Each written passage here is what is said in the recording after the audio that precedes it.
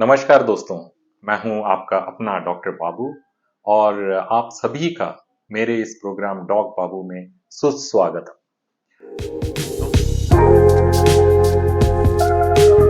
दोस्तों आज हम डिस्कस करने जा रहे हैं एक डिजीज जिसका नाम है यूरोलिथियासिस, जो कि किडनी स्टोन के नाम से भी कॉमनली जाना जाता है और हिंदी में इसे कहते हैं गुर्दे में पत्थरी। तो हम इस डिजीज का सिम्टम्स, ये इसका कॉजेटिव फैक्टर्स, फिर इसका काट क्या है, हम घर पे क्या कर सकते हैं, फिर इसका ट्रीटमेंट प्रोसीजर्स क्या क्या अवेलेबल है, इसका थोड़ा डिटेल में जानेंगे। ठीक है, तो मेरे साथ बने रहिए और आप इस प्रोग्राम को लाइक कीजिए, सब्सक्राइब कीजिए और बेल आइकन जरूर दबाइए, जिससे कि जितने भी नया वीडियोस मैं लेके आऊंगा तो ये आपको नोटिफिकेशन आ जाएगा और आप देख सकते हैं। तो ये मेरे लिए एक थोड़ा सा टाइम पास है।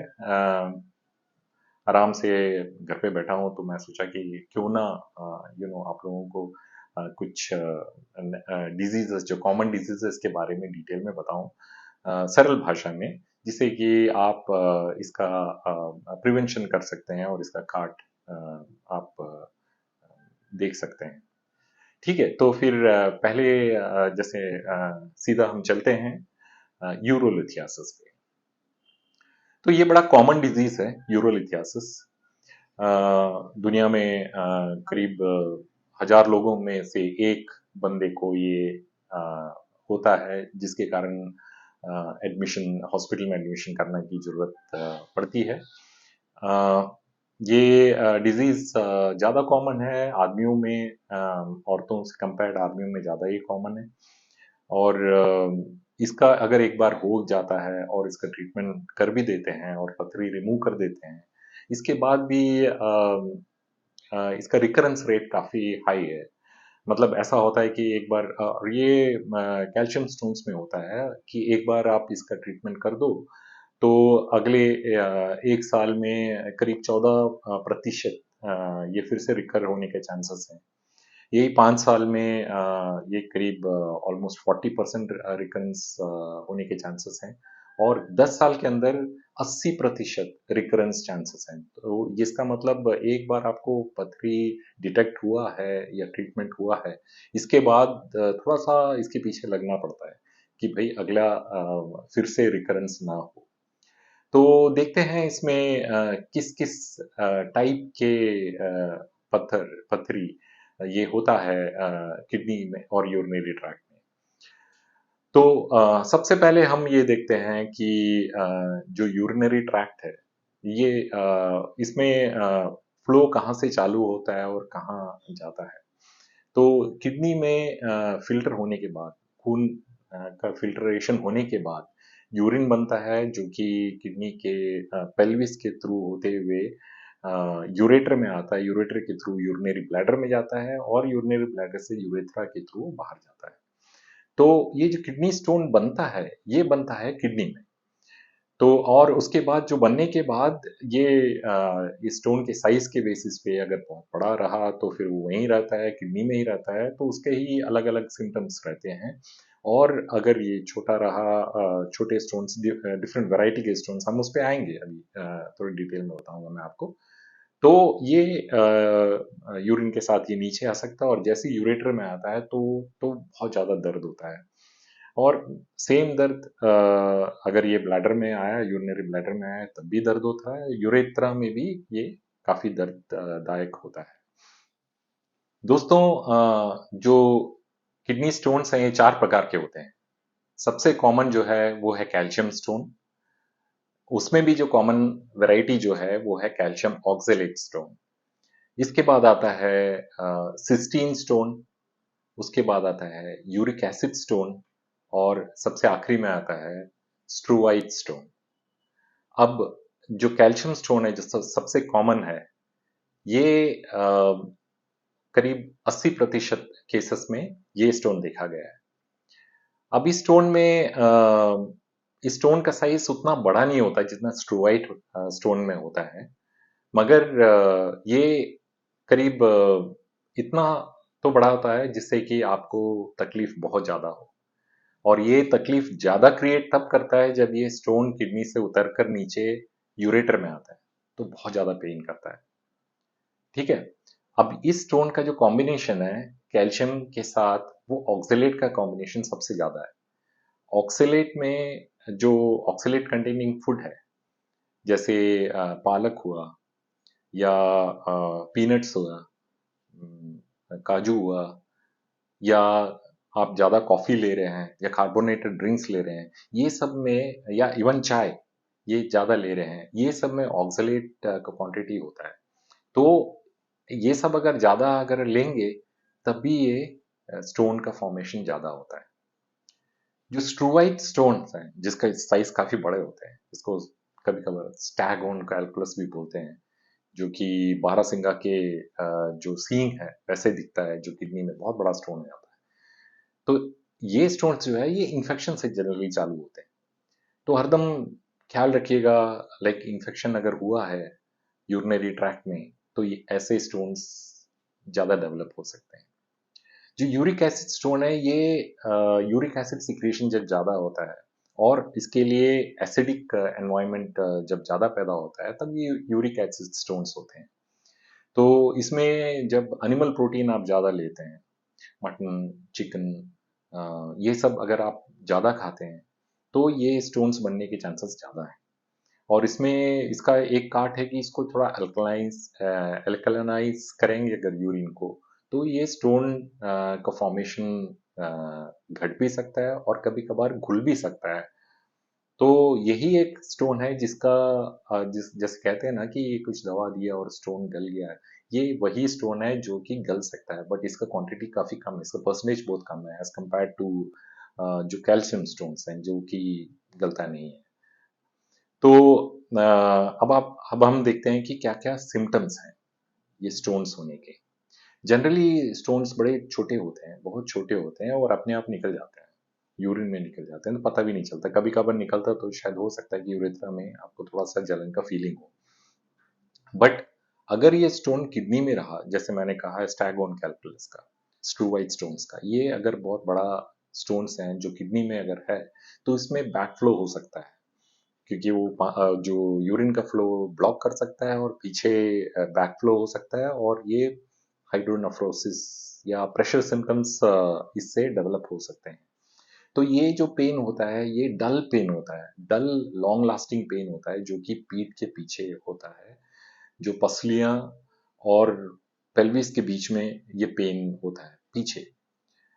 अब ये पेन काफी लंबे समय तक रहा और इसके साथ अगर एसोसिएटेड अगर यूरिन में स्मेल हुआ, गंदा स्मेल, या इन्फेक्शन के फीचर्स, या ब्लड अगर यूरिन में देखा गया तो एक बार इन्वेस्टिगेशन करेंगे तो हो सकता है, चांसेस बहुत हाई हैं कि ये किडनी स्टोन्स हो।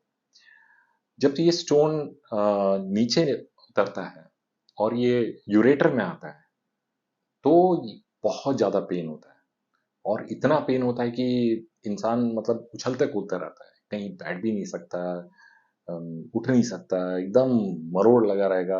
और ये पेन जनरली एब्डोमेन के निचले हिस्से में होता है जो कि जन्मांग तक फैल सकता है। और ये पेन करीब 20 मिनट से 1 घंटे तक रह सकता है, फिर रह रह के आ सकता है, और ये मरोड़ टाइप का पेन होता है। तो ये रहा यूरेटर में। अगर यूरिनरी ब्लैडर में स्टोन रहा तो सिम्टम्स उतने ज़्यादा नहीं होते हैं, बट जनरली जब आप पेशाब करते हैं तो पेशाब के बाद, पेशाब करने के अंत में पेन अगर हुआ तो फिर ये ब्लैडर के रिलेटेड कुछ सिम्टम्स हो सकते हैं। और अगर यूरेथ्रा में अगर ये स्टोन आया तो बहुत ज़्यादा जलन रहेगा, बुखार आ सकता है, और फ्रीक्वेंसी बढ़ जाएगा पेशाब करने का। और इसमें अगर इन्फेक्शन रहा किडनी में ये स्टोन के प्रेजेंस होने के कारण, तो जाड़े के साथ बुखार आ सकता है, उल्टी हो सकता है, चक्कर, प्रोस्ट्रेशन, ये सब जो है ये इसके फीचर्स हो सकते हैं। अब हम देखते हैं कि इसके प्रिवेंशन, हम इसको कैसे प्रिवेंट कर सकते हैं। जैसे मैंने पहले कहा था, एक बार ये स्टोन आ जाए तो चांसेस है कि इसका रिकरेंस बहुत हाई है। तो एक बार कभी अगर स्टोन निकल भी गया विदाउट सिम्टम्स या कहीं डायग्नोसिस हुआ कि स्टोन है, तो इसमें इसके बाद आपको बहुत ज़्यादा सतर्क रहना पड़ेगा। और जो मैं बता रहा हूँ ये सब आप ज़रूर फॉलो कीजिएगा, जिससे कि ये फिर से स्टोन ना बने। तो ये जो भी ऑक्सलेट कंटेनिंग फूड्स हैं, जैसे मैंने कहा पालक, पीनट्स, मूंगफली और काजू, चाय, कॉफ़ी, उसके बाद कार्बोनेटेड ड्रिंक्स, ये सब जितना अवॉइड करेंगे उतना अच्छा रहता है कि ये स्टोन फॉर्मेशन फिर उतना फास्ट होता नहीं है। वैसे ही अगर ये यूरिक एसिड रिलेटेड स्टोन हुआ है, तो उसमें क्या है कि आपको एनिमल प्रोटीन थोड़ा कम करना पड़ेगा। सोडियम लेवल, थोड़ा सोडियम कम लें, पोटेशियम ज़्यादा लें, पोटेशियम कंटेनिंग फूड्स ज़्यादा लें, तो ये स्टोन फॉर्मेशन कम हो सकता है। विटामिन सी, इसका सेवन अगर आप थोड़ा ज़्यादा कर रहे हैं, इससे भी स्टोन फॉर्मेशन के चांसेस बढ़ जाते हैं। और एक सबसे सही तरीका ये है कि डिहाइड्रेशन अवॉइड करना। अब ये डिहाइड्रेशन होगा तो यूरिन कॉन्सेंट्रेटेड होगा, तो इसमें चांसेस, इसमें नाइडस फॉर्मेशन आइदर थ्रू बैक्टीरिया या स्टोन के जो डिपोजिशन के कारण स्टोन बनना, ये काफ़ी बढ़ जाता है। तो हरदम ख्याल रखें कि डिहाइड्रेशन जितना हो उतना अवॉइड करें। स्टोन के एक बार फॉर्म हुआ है उसके बाद चांसेस हैं फिर से आने का, तो एटलीस्ट 3 लीटर पानी दिन में एक बार, दिन में मतलब पीने का अम, अ, अ, पीना जरूरी हो जाता है, क्योंकि इससे इससे क्या है, डिहाइड्रेशन कम होता है। इवन अब ऐसे तो नहीं होता है कि स्टोन वॉश आउट हो जाता है, बट कुछ स्कूल ऑफ थॉट्स हैं जो कहते हैं कि जितना ज़्यादा पानी पियोगे उतना, मतलब उतना ऑब्वियसली यूरिनेशन ज़्यादा रहेगा, तो जहाँ तक उसका मूवमेंट में सहूलियत हो जाता है। ये छोटे स्टोन से, बड़े स्टोन में थोड़ा दिक्कत आता है ये सब चीज़ों की। इसके बाद अब आप पानी पिएंगे, जैसे मैंने कहा 3 लीटर तक का पानी, 2.5 से 3 लीटर पानी अगर आप ले रहे हैं, तो अगर इसमें आप थोड़ा नींबू डाल के लें तो ये बहुत अच्छा रहता है, क्योंकि this will be helpful stone formation कम करने के लिए। वैसे ही आप जो कार्बोनेटेड ड्रिंक्स हैं इसको अवॉइड कीजिएगा, इससे स्टोन फॉर्मेशन के चांसेस काफ़ी बढ़ जाते हैं। तो ये सब मैंने जो बताया ये सब आप फॉलो करोगे तो स्टोन फॉर्मेशन थोड़ा कम रहेगा। वैसे ही अगर इन्फेक्शन रहा तो इन्फेक्शन का प्रॉपर ट्रीटमेंट, इसका तो जो भी प्रोलॉन्ग ट्रीटमेंट है, ताकि ये इन्फेक्शन पूरा कंप्लीटली निकल जाए आपके यूरिनरी ट्रैक्ट से, तो ये हाफ हार्टेड ट्रीटमेंट नहीं करना है इसका। कंप्लीट ट्रीटमेंट, कंप्लीट कोर्स इसका एंटीबायोटिक का करके, सो दैट कहीं भी थोड़ा सा इन्फेक्शन के फीचर्स वहाँ वापस ना रहे, वैसे ट्रीटमेंट करना बहुत ज़रूरी हो जाता है। तो अब हम आते हैं इसके डायग्नोसिस पे। ये कैसे डायग्नोस करें कि स्टोन है करके। जैसे मैंने कहा, अगर सिम्टम्स हैं आपको और आपको कुछ शक लग रहा है और डॉक्टर के पास गए और डॉक्टर को भी लग रहा है कि हाँ हो सकता है ये सब लॉन्ग स्टैंडिंग सिम्टम्स हैं, ये पथरी के कारण हो सकता है, या आपके गुर्दे में है पथरी या यूरिनरी ट्रैक्ट में स्टोन है, तो सबसे सिंपल टेस्ट है यूरिन एग्जामिनेशन। तो उसमें पसल्स हो सकते हैं, आरबीसीज हो सकते हैं, जिससे कास्ट हो सकता है, जिससे कि एक आइडिया मिल सकता है कि हो सकता है कि किडनी स्टोन हो। उसके बाद जो नेक्स्ट लेवल है वो अल्ट्रासाउंड एब्डोमेन का। बट अल्ट्रासाउंड एब्डोमेन में क्या है कि अल्ट्रासाउंड के यूबी जो बोलते हैं, तो उसमें क्या है कि छोटे छोटे स्टोन्स मिस कर सकते हैं। So the gold standard in सब केस में है, ये है स्पाइरल सीटी। स्पाइरल सीटी में एग्जैक्टली इसका पोजीशन और इसका साइज पता लग जाता है। और प्लेन एक्सरे से भी मिल सकता है। बट स्पाइरल सिटी में क्या प्रॉब्लम क्या होता है कि जो रेडिएशन है, जो एक्सपोजर टू रेडिएशन थोड़ा हाई होता है, थोड़ा नहीं बहुत ज़्यादा हाई होता है। तो एक CT scan almost around 800 X rays के इक्विवेलेंट होता है। तो आप इमेजिन कर सकते हो कि आपने एक स्पाइरल सिटी किया तो कितना डोज ऑफ रेडिएशन बंदे को लगा होगा। तो ये सब उस केसेस में ही करना है जिसमें अनिवार्य है और जिसमें डायग्नोसिस बहुत इंपॉर्टेंट है। बट अदरवाइज अगर कैल्शियम स्टोन्स हैं तो प्लेन एक्सरे में भी दिख सकता है। हाँ, कभी कभार फ्लिबोलिक से कंफ्यूज हो सकते हैं, बट प्लेन एक्सरे में भी आ सकता है। अब आते हैं इसके ट्रीटमेंट में। तो ट्रीटमेंट के लिए क्या क्या ये क्या क्या फैसिलिटीज अवेलेबल है और क्या आप इसमें कर सकते हैं। तो अगर कंफर्म हो गया कि ये यूरिनरी स्टोन है, अगर छोटा स्टोन है, अगर निकलने के चांसेस हैं, तो अगर पेन होता है तो उसके लिए non steroidal anti inflammatory drugs उसका जो कोर्स कराते हैं, थोड़ा कोर्स, बहुत ज़्यादा नहीं क्योंकि उसके भी साइड इफेक्ट्स बहुत हैं, जिससे कि पेन कम हो। और शायद अगर ये छोटा है, ये यूरेटर से नीचे आ गया है, तो ये स्टोन निकल जाएगा। तो अगर ये नहीं है तो फिर इसमें इंटरवेंशन करना पड़ता है। तो पहला, जैसे मैंने कहा कि यूरिक एसिड स्टोन है या सिस्टीन स्टोन है, तो इसमें प्लेंटी ऑफ फ्लूइड्स ये लेने से शायद इसका जो फॉर्मेशन भी कम हो और ये इसका मूवमेंट भी आ जाए। दूसरी चीज, इसमें एंडोस्कोपिक अप्रोच से इसको रिमूव कर सकते हैं। तो ये थ्रू यूरेथ्रा इसका अप्रोच भी है, जिसमें यूरेटर के अंदर जाकर आइदर स्टोन अगर फंसा हुआ है वहाँ पे बड़ा है तो उसको लिथोट्रिप्सी कर सकते हैं, उसको लेजर से उसको तोड़ सकते हैं, या अगर छोटा है तो उसको वहाँ से खींच के रिमूव कर सकते हैं। फिर एक और ये है जो छोटे स्टोन्स के लिए, मतलब हाफ इंच से छोटा स्टोन्स जो होता है, इसके लिए ये short wave lithotripsy, extra corporeal short wave lithotripsy, ये फॉलो कर सकते हैं। इसमें क्या है कि हाई अल्ट्रासोनिक जो वेव्स हैं, ये बाहर से ही इस पे केंद्रित करके, स्टोन के जो एरिया पे केंद्रित करके इसमें पल्स देते हैं, जिससे कि स्टोन मतलब चूरा हो जाता है और ये यूरिन से निकल जाता है। हाँ, इसमें पेन होने के चांसेस भी काफ़ी हाई हैं और बस ब्लीडिंग के भी चांसेस काफ़ी हाई हैं, बट मोर और लेस ये काफ़ी सेफ है। बट इसमें स्टोन छोटा होना चाहिए। अगर स्टोन बड़ा है और किडनी में फंसा हुआ है, तो इसको निकालने के लिए ये ट्रांसक्यूटेनियस अप्रोच ले सकते हैं, जहाँ पे पीठ के वहाँ से इंसिशन दे के इसमें फाइब्रोटिक एंडोस्कोप डाल के ये स्टोन को पेल्विस को चीर कर अंदर अंदर आकर इसको रिमूव करने का, इसको तोड़ के रिमूव कर सकते हैं। दूसरे इसमें काफ़ी प्रोसीजर ये होता है कि अगर बैकफ्लो हो रहा है और स्टोन यूरेटर में फंसा हुआ है, तो इसको बाईपास कर सकते हैं। इसमें बाईपास, छोटा सा एक बाईपास डाल देते हैं जिससे कि यूरिन निकल जाए और ये स्टोन को फिर बाद में आइदर सर्जिकल वे में या एंडोस्कोपिक वे में इसको बाद में निकालने का कोशिश कर सकते हैं।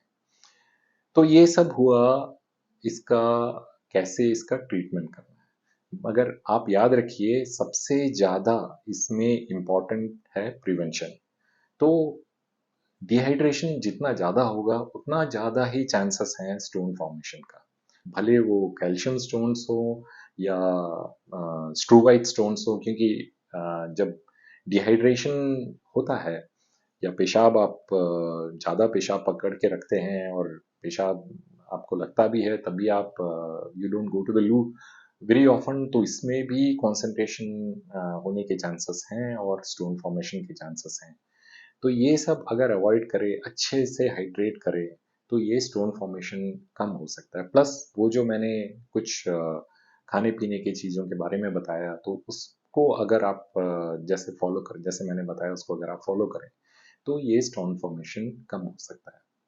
तो दोस्तों, इतना ही इस वीडियो में। अगला वीडियो में मैं फिर आपके सामने हाजिर होऊंगा और डिटेल लेके और अलग टाइप के कॉमन डिजीजेस को लेके, इसका कैसे इसको आप फेस करना है अगर हुआ, और इसको क्या ट्रीटमेंट देते हैं जनरली, इसके बारे में आपको अवगत कराने के लिए मैं अगले वीडियो में आपके साथ फिर से पेश होऊंगा। तब तक के लिए मुझे आज्ञा दीजिए। नमस्कार।